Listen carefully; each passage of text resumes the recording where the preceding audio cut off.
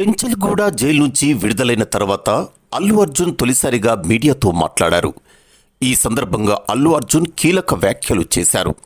దేశవ్యాప్తంగా చాలామంది తనకు సంఘీభావం ప్రకటించారని, అన్ని చిత్ర పరిశ్రమల నుంచి చాలామంది వ్యక్తులు, అభిమానులు తనకు మద్దతునిచ్చారని, వారందరికీ ధన్యవాదాలు అని అల్లు అర్జున్ అన్నారు.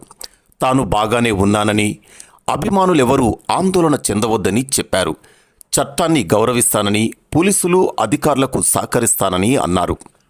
మృతురాలు రేవతి కుటుంబానికి మరోసారి ప్రగాఢ సానుభూతిని తెలుపుతున్నానని అన్నారు.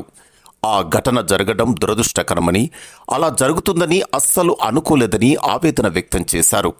హైదరాబాద్లోని సంధ్యా థియేటర్కు 20 ఏళ్లుగా వెళుతున్నానని, తన సినిమాతో పాటు మిగతా సినిమాలు చూసేందుకు దాదాపు 30 సార్లు అక్కడకు వెళ్ళి ఉంటానని అన్నారు.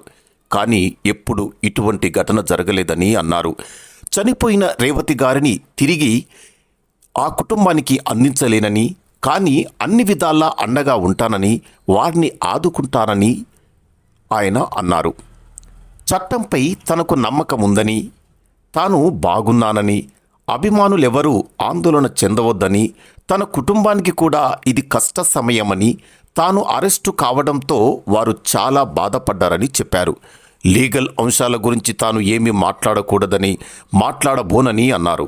తనకు ఈ కష్ట సమయంలో అండగా నిలిచిన ప్రతి ఒక్కరికి ధన్యవాదాలు తెలిపారు.